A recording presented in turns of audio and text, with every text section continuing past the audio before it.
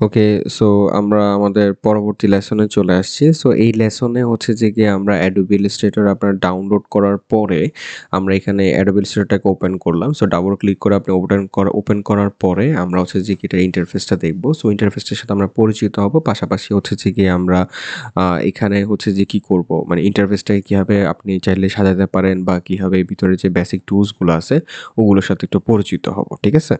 তো ১ম এ আপনি যখন এটাকে ওপেন করবেন, আপনি দেখতে পারবেন এখানের মধ্যে একটা হোম পেজ দেখা যাচ্ছে। সো এই হোম পেজের মধ্যে ১ম যে উপরে যে বিষয়টা থাকতেছে সেগুলো হচ্ছে ফাইল, এডিট, অবজেক্ট, এগুলো আমরা মেনু বার বলে থাকি এবং পরবর্তীতে এখানের মধ্যে ক্রিয়েট নিউ, যেটা হচ্ছে যে আপনি যখন কোনো একটা নতুন ডকুমেন্ট ক্রিয়েট করতে চাচ্ছেন, তখন আমরা এখানের মধ্যে কি করতে পারি? ক্রিয়েট নিউর মাধ্যমে নতুন একটা ডকুমেন্ট ক্রিয়েট করতে পারি।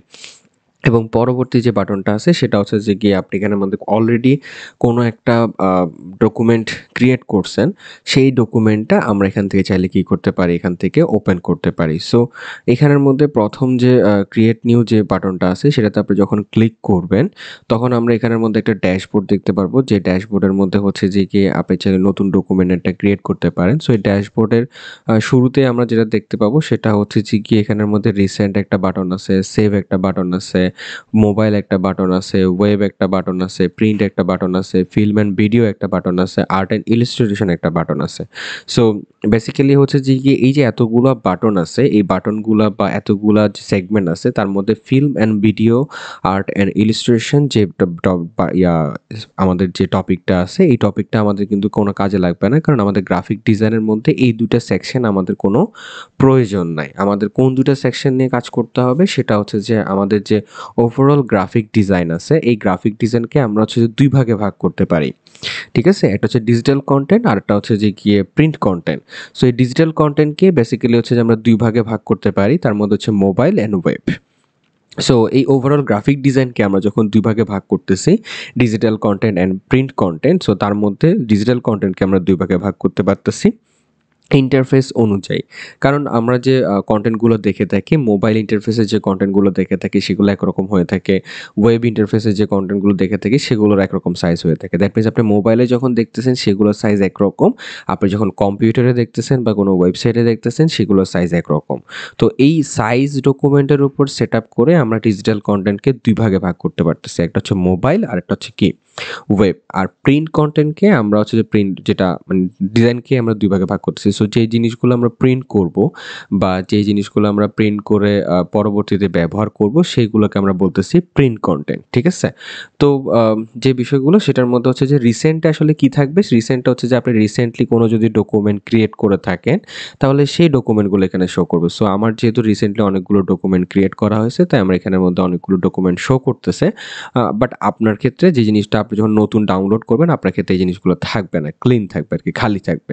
আপনি চাইলে কোনো একটা ডকুমেন্টকে এখানে চাইলে সেভও করে রাখতে পারেন। সো এখানের মধ্যে যে ২ টা সেকশন আছে মোবাইল এবং ওয়েব অ্যান্ড প্রিন্ট, যে সেকশনটা আছে এগুলো তো অলরেডি আমি আলোচনা করলামই যে আমাদের ডিজিটাল কনটেন্টকে আমরা ২ ভাগে ভাগ করে থাকি। সেই ২ ভাগ অনুযায়ী মোবাইল এবং ওয়েবের এখানে একটা আমাদের এইখানে একটা স্পেস দিছে। তো এই স্পেসের আসলে যে সেকশন যেটা দেওয়া হইছে, এগুলো আসলে খুব একটা বেশি ব্যবহৃত করা হয় না। আমরা কাস্টমাইজড ডকুমেন্ট সেটআপেই যাবো। ঠিক আছে? তো কাস্টমাইজড ডকুমেন্ট সেটআপে যদি আমি ঢুকি তাহলে সেক্ষেত্রে দেখতে পারবেন এখানে ডান দিকে আমাদের কি আছে?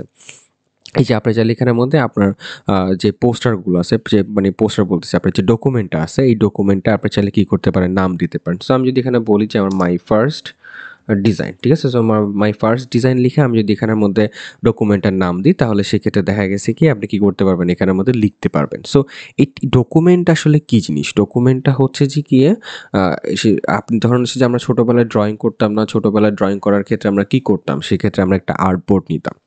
সো এই আর্টবোর্ড নিয়ে ওই আর্টবোর্ডের মধ্যে হচ্ছে যে আমরা ডিজাইনটা করতাম বা ড্রয়িংটা করতাম। সো এই ক্ষেত্রেও আমরা ডিজিটালি একটা আর্টবোর্ড নিবো। ওই আর্টবোর্ডের উপরে আমাদের যে ড্রয়িংটা বা ডিজাইনটা আমরা সেটা করব। তো এই ডিজিটালি আর্টবোর্ড বা যে আমরা যে একটা ফ্রেম নিচ্ছি, ওই ফ্রেমটার একটা ডকুমেন্ট সাইজ আমাদের নেওয়া দরকার। সো এই ডকুমেন্ট সাইজটাই বেসিক্যালি আমরা হচ্ছে যে গিয়ে এই ড্যাশবোর্ডের মাধ্যমে নিতে পারবো। ঠিক আছে? ক্রিয়েট নিউতে গিয়ে আমরা এটা নিবো। তো ১ম এ যে সেকশনটা আপনারা দেখতে পাচ্ছেন সেটা হচ্ছে যে হোয়াইট এবং হাইট। মানে প্রত্যেকটা একটা ডকুমেন্টের নির্দিষ্ট একটা লেন্থ এবং উচ্চতা আছে। তো সেক্ষেত্রে হোয়াইট এবং হাইটটা এখানের মধ্যে আপনি ফিক্স করে দিতে পারেন। তো এখানের মধ্যে পাশাপাশি আপনি যে এখানে পাশে যে একটা বাটন দেখতে পাচ্ছেন সেটা হচ্ছে যে এই লেন্থ এবং হাইটের একটা একক দেওয়া আছে। এককের অনেকগুলো লিস্ট দেওয়া আছে। তার মধ্যে পিক্সেল আছে, পয়েন্টস আছে। পিকাস আছে, ইঞ্চেস আছে, feet, feet and inches, yards, millimetre, centimetre, metre. So অনেকগুলো একক আছে। তো আমরা সেটা সবাই জানি সেটা হচ্ছে যে আমরা কোনো কিছু মেজারমেন্ট করতে চাইলে বা কোনো কিছু মাপতে চাইলে তো সেক্ষেত্রে আমরা কোনো একটা একক দিয়ে মাপ করে থাকি আরকি, মেজারমেন্টটা করে থাকি আরকি। তো সেক্ষেত্রে আমরা ইঞ্চেস, ফিট, ইয়ার্ড, তারপর হচ্ছে যে মিলিমিটার, সেন্টিমিটার এগুলোর সাথে হয়তো পরিচিত আছি। বাট আমরা পিক্সেলের সাথে পরিচিত না বা পয়েন্টসের সাথে পরিচিত না, পিকাসের সাথে পরিচিত না। সো পিক্সেল, পয়েন্টস এবং পিকাস হচ্ছে ডিজিটাল একক আরকি, যেগুলোর মাধ্যমে আমরা ইমেজকে কি করতে পারি, মেজারমেন্ট করতে পারি আরকি। তো এইগুলো হচ্ছে ডিজিটাল একক আরকি। তো প্রথম দিকে আপনি পিক্সেল নিয়ে নিলেন। তারপরে এরপর নিচে দিয়ে যে বাটনটা দেখতে পাচ্ছেন, সেটা হচ্ছে যে ওরিয়েন্টেশন। ওরিয়েন্টেশন হচ্ছে কি জিনিস? সেটা হচ্ছে যে আপনার এখানের মধ্যে একটা পোর্ট্রেট ওরিয়েন্টেশন আছে আর একটা হচ্ছে ল্যান্ডস্কেপ আছে। সো আপনি যখন আপনার হাইট এবং ওয়েটের মেজারমেন্টের উপর ডিপেন্ড করে এই পোর্ট্রেট এবং কি থাকবে, ল্যান্ডস্কেপটা সিলেক্ট করা থাকবে। যখন আপনি এখানে ল্যান্ডস্কেপে সিলেক্ট করবেন তখন দেখবেন যে হাইটটা বেড়ে গেছে গা, হাইটটা কমে গেছে গা, ওয়েটটা বেড়ে গেছে। এখানে আমার এখন ওয়েট কত আছে? 1080/2000 পিক্সেল।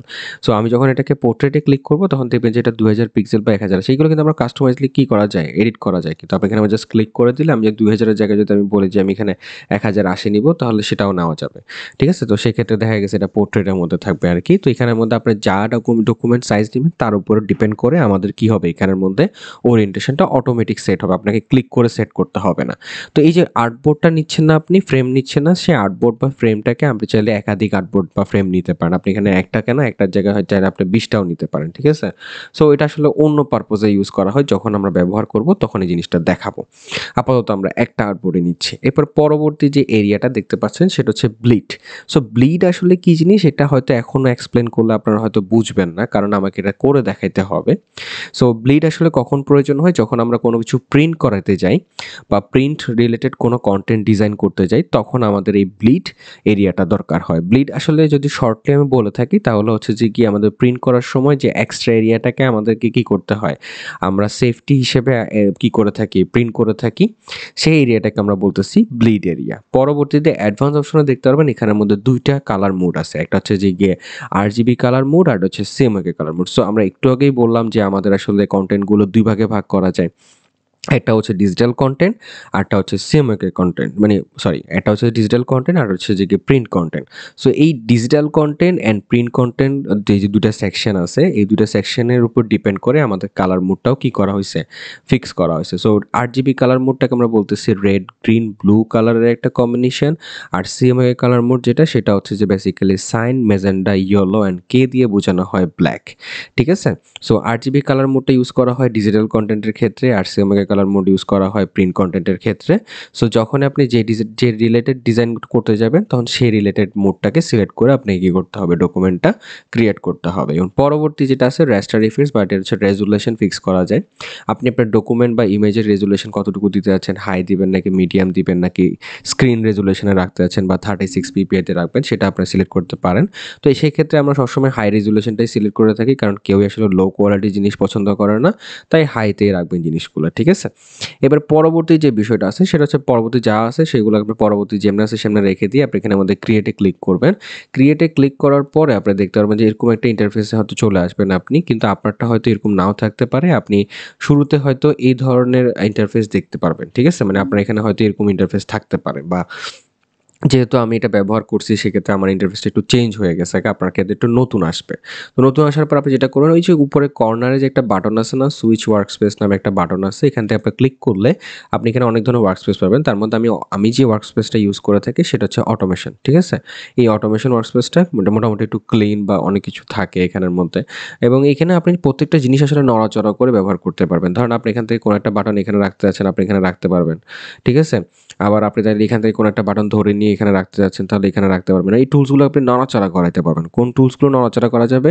এই যে আমার ডান দিকে যে টুলসগুলো আছে সেগুলোকে আপনি চাইলে ধরে নাড়াচাড়া করতে পারবেন। কিন্তু এগুলোকে আবার একটু ধরে নাড়াচাড়া করা যায় না। কিন্তু এগুলো কিন্তু টুলবারটা ফিক্স করা। সো আমরা এখানের মধ্যে উপরে যে বাটনগুলো আমরা দেখতে পাচ্ছেন file, edit, object type, select, effect, view, window, এই যে বাটনগুলো দেখতে পাচ্ছেন সেগুলো হচ্ছে বেসিক্যালি কি? আপনার হচ্ছে যে মেনু বার, ঠিক আছে? এটাকে আমরা বলে থাকি মেনু বার এবং পরবর্তী যে আপনার সেকশনটা দেখতে পাচ্ছেন এটাকে আমরা বলে থাকি সাধারণত স্ট্যাটাস বার বা ফাংশন বার বলে থাকি। তো এখানের মধ্যে আপনি যেকোনো একটা অবজেক্ট বা যেকোনো কিছু নিলে ওখানে যে স্ট্যাটাসটা আপনার দেখাবে যে আপনার কি অবজেক্টটা নিছেন, কতটুকু সাইজের বা ইউনিফর্মই কতটুকু, বা এটা ছোটখাটো একটা স্ট্যাটাস আপনি এখানে উপরে দেখাবে। এবার পরবর্তী যে বারটা দেখতে পাচ্ছি সেটা হচ্ছে যে ট্যাব বার। ট্যাব বারে কি হয় সেটা হচ্ছে যে আপনি একাধিক ডকুমেন্ট যখন নিবেন তো এখানের মধ্যে ট্যাব শো করবে আরকি। ওয়ান কাইন্ড অফ ক্রোমের মতো, বা আমরা ব্রাউজার ইউজ করি না? তো এখানের মধ্যে একাধিক ট্যাব আমরা ব্যবহার করে থাকি। তো একাধিক ট্যাবে একাধিক রকমের কাজ চলতে থাকে। তো সেম ভাবে হচ্ছে যে কি আমরা এখানের মধ্যে এই Adobe Illustrator এর মধ্যে এরকম একাধিক ডকুমেন্ট যখন নিবেন তখন একাধিক ট্যাব এখানের মধ্যে দেখা যাবে। তো এই সাইডে আবার হচ্ছে যে কি আমি যেটা হচ্ছে যে আমি অটোমেশন এ চলে যাই, যেখানে আমি অটোমেশন আমার এখানে রাখছি। তো এইখানে যে টুলস বারগুলো আছে না, এই যে অপশনগুলো আছে বা টুলসগুলো আছে এগুলো কিন্তু আপনি উইন্ডোতে পেয়ে যাবেন গা। আপনার ধরেন হচ্ছে যে কোনো একটা মানে কোনো একটা বাটন দরকার। লাইক আমার এখানের মধ্যে কি নাই? কালার বাটনটা নাই। তো আপনি উইন্ডোতে যাবেন, এখান থেকে কালার চুজ করে নিবেন। এই যে কালার এখানের মধ্যে এই যে কালার আছে, সো এখানে কালার চুজ করে নিলেন। কালার চুজ করে নেওয়ার পর আপনি এটাকে ধরে নিয়ে জাস্ট দেখেন এখানের মধ্যে আমি যদি এখানে রাখতে চাই তাহলে এখানের মধ্যে ব্লু হয়ে যাচ্ছে গা। আর আমি যদি উপরে রাখতে চাই তাহলে এখানের মধ্যে ব্লু হয়ে যাবে গা। তো আপনি ঠিক যেখানে রাখতে যাচ্ছেন সেখানে যখন ব্লু হবে সেখানে গিয়ে জিনিসটাকে রাখবেন এবং ক্লিক করলে জিনিসটা বড় হবে। ঠিক আছে? অথবা আপনি যদি এভাবে ক্লিক করেন তাহলে এইভাবে জিনিসগুলো দেখাবে। সো এইভাবে জিনিসগুলো দেখতে খুব একটা বেশি ভাল লাগে না বা দেখতে সুন্দর লাগে না। তাই আমি জিনিসটাকে এরকম ছোট করে রাখছি আরকি। যাতে করে আমার দেখতে ভাল লাগে এবং এটা আসলে যার, যার প্রেফারেন্স আরকি। কেউ একটু স্ক্রিনের সাইজটা একটু বড় রাখতে চায়, তার কারণে টুলসগুলোকে এক সাইডে রাখে। আবার কেউ হচ্ছে যে গিয়ে এগুলোকে একটু বড় রাখে, স্ক্রিনের সাইজটা একটু ছোট রাখে। তো আমার একটু স্পেসটা বড় রাখতে চাচ্ছিলাম আমি, তাই আমি টুলসগুলোকে এই সাইডে রাখছি। তো আপনি এই টুলসগুলো চাইলে যেকোনো মানে ধরেন যে আপনার কি টুলস লাগবে আমি একটু বলে দিই। প্রত্যেকটা টুলস আপনি কিন্তু এই উইন্ডোতে গেলে পেয়ে যাবেন গা। লাইক আপনার কালার্স লাগতেছে, আপনি এখানে উইন্ডোতে যান, কালার পেয়ে যাবেন গা। আপনার হচ্ছে সোয়াচেস প্যানেল লাগতেছে, আপনি উইন্ডোতে যান, এই সোয়াচেস প্যানেল পেয়ে যাবেন গা। আপনার হচ্ছে গ্রেডিয়েন্ট লাগতেছে, আপনি উইন্ডোতে যান, গ্রেডিয়েন্ট প্যানেল পেয়ে যাবেন গা। এবং আপনার ধরেন হচ্ছে যে কি আপনার একটা প্যাথ ফাইন্ডার লাগতেছে, আপনি উইন্ডোতে যান, আপনি প্যাথ ফাইন্ডার পেয়ে যাবেন গা। আপনি অ্যালাইন তো যান, প্যালাইনে যাই আপনি পেয়ে যাবেন গা। তো এই প্রত্যেকটা টুলস কিন্তু আপনি কি করবেন, এই যে আপনার হচ্ছে যে গিয়ে এই ইয়ার মধ্যে উইন্ডোতে গিয়ে আপনি পেয়ে যাবেন গা। তো এরপরে পরবর্তীতে এই সাইডে যে টুলসগুলো আছে সেগুলো হচ্ছে প্রথম যে টুলস আছে সেটা আমরা বলি মুভ টুল। মানে আপনি কোনো একটা অবজেক্ট যখন বানালেন, ধরুন আমি এটাকে কালার করে নিচ্ছি, কোনো একটা অবজেক্টের কোনো একটা কালার করে নিচ্ছি। সো আপনি কোনো একটা অবজেক্ট বানালেন না, ওই অবজেক্টটাকে মুভ করানোর জন্য বা নড়াচড়া করার জন্যই প্রথম টুলটা আমরা ব্যবহার করে থাকি। দ্বিতীয় টুলটা হচ্ছে যে ওই টুলস বা ওই শেপটাকে আপনি ডিরেকশন চেঞ্জ করতে আছেন বা এটার আকৃতি চেঞ্জ করতে আছেন। এই যে দেখেন অ্যাঙ্কর পয়েন্টে ক্লিক করে আপনি চাইলে এটা ডেভেলপমেন্ট করতে পারবেন বা চেঞ্জ করতে পারবেন, ডিরেকশন চেঞ্জ করতে পারবেন। এটাকে বলা হয় ডিরেকশন টুল। ঠিক আছে? এগুলো পরবর্তী যখন আমরা ডিজাইন করতে যাব তখন এই জিনিসগুলো সম্পর্কে আরো ভালো মতো জানতে পারবো। তো তারপরে যেটা হচ্ছে যে কি আপনি এখানে পেন টুল আছে, পেন টুলের মাধ্যমে আপনি যেকোনো জিনিস র‍্যান্ডমলি ভাবে করে আঁকতে পারেন। ঠিক আছে? র‍্যান্ডমলি আঁকা যাবে। এরপরে পরবর্তী টুলসটা হচ্ছে পেন টুলের আরেকটা কার্ভেচার টুল, যেটার মাধ্যমে আমরা কোনো জিনিসকে নরমালি ভাবে আঁকাআঁকি করে কার্ভেচারের মাধ্যমে এটাকে কি করতে পারি, অটোমেটিক ক্রিয়েট করতে পারি আরকি। ঠিক আছে? পরবর্তী যে টুলসটা আছে সেটা হচ্ছে শেপ টুল। একটু আগে আমি দেখাইলাম এবং আপনার যদি মনে হয় যে না এই জিনিসগুলোকে আমি ধরে নিয়ে ডিলিট করে দিতে চাচ্ছেন, ব্যাকস্পেস দিয়ে ডিলিট করে দিতে পারবেন। এবং পরবর্তী টুলসটা হচ্ছে শেপ টুল, যেখানের মধ্যে আপনি রেক্টেঙ্গুলার, এলিপস, পলিগনাল, স্টার বিভিন্ন ধরনের টুলস এখানের মধ্যে পেয়ে যাবেন গা। এরপরে পরবর্তী যেটা আছে সেটা হচ্ছে ব্রাশ টুল। ব্রাশ টুলের মধ্যে আপনি চাইলে যেকোনো জিনিস ব্রাশ করতে পারবেন। এরপরে হচ্ছে যে আপনার টেক্সট টুল আছে। টেক্সট টুলের ক্ষেত্রে আপনি এখানে টেক্সটটা সিলেক্ট করে এখানে একটা টেক্সট ক্লিক করলেন, অ্যান্ড দেন আমি এটাকে শিফট চেপে ধরে যদি বড় করি তাহলে আমি এখানের মধ্যে যেকোনো টেক্সট লিখতে পারবো। ঠিক আছে? ধরুন আমি লিখলাম সাপোজ গ্রাফিক ডিজাইন। যাই হোক বানান ভুল হয়েছে একটুখানি। Graphic design. ঠিক আছে? তো এভাবে করে আমি যেকোনো টেক্সট কি করতে পারবো এখানের মধ্যে লিখতে পারবো। তারপর যেটা হচ্ছে যে কি এখানের মধ্যে যেটা আছে রোটেট টুল, এটার মাধ্যমে আমরা রোটেট করতে পারি। ইরেজার টুল, যেটার মাধ্যমে আমরা মানে কি মুছে দিতে পারি। যেকোনো একটা অবজেক্ট নিলাম আমি, নিয়ে আমি এখান থেকে চাইলে কি করতে পারি ওটাকে এভাবে মুছে দিতে পারবো, যাতে মুছে দেওয়া যাবে আরকি। শেপ বিল্ডার টুলের মাধ্যমে আমি চাইলে কি করতে পারি, যেকোনো শেপ ক্রিয়েট করতে পারি বা ডিলিট করতে পারি। শেপ বিল্ড করা আরকি। এটা আমরা যখন বিভিন্ন ধরনের ডিজাইন করতে যাব তখন আমরা এই বিষয়গুলো সম্পর্কে জানতে পারবো। এরপরে টুলস আছে যে আমাদের গ্রেডিয়েন্ট টুল, যেটার মাধ্যমে বিভিন্ন কালার মিক্স করা যায়। ড্রপ টুলের মাধ্যমে কালার পিক করা যায়। এভাবে করে প্রত্যেকটা টুলস আসলে আমরা মোটামুটি যখন আমরা ডিজাইন করতে যাব মোটামুটি ওগুলোর সাথে পরিচিত হব আরকি। ঠিক আছে?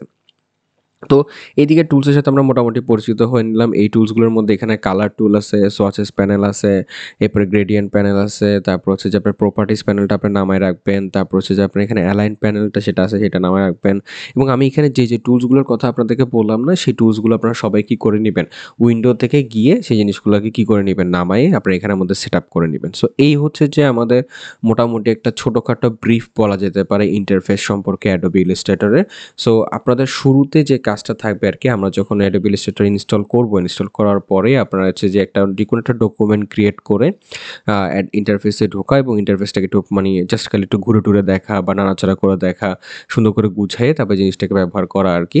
তো আপনার ১ম দিকে যে কাজটা থাকবে, আপনি সুন্দর মতো আপনার ইন্টারফেসটাকে গুছায় নিবেন। তার পরবর্তী যখন আমরা ডিজাইনের ক্লাসে ঢুকবো, আপনি হচ্ছে যে স্টেপ বাই স্টেপ আমি ঠিক যেভাবে আপনাদেরকে গাইড দিচ্ছি, ঠিক সেভাবে আপনারা কি ফলো করে আপনারা ডিজাইনগুলো করবেন। ঠিক আছে? সো পরবর্তী লেসনে আমরা দেখব যে আসলে কোন একটা ডকুমেন্টকে কিভাবে ক্রিয়েট তো আমরা করে দেখাইছি। বাট ডকুমেন্টটাকে আমরা কিভাবে কি করতে পারি, আ সেটআপ করতে পারি বা এটাকে আমরা পরে ওপেন করতে পারি বা পরবর্তীতে আমরা এটাকে সেভ করতে পারি কিভাবে, সেই জিনিসটা আমরা দেখবো আরকি। ঠিক আছে?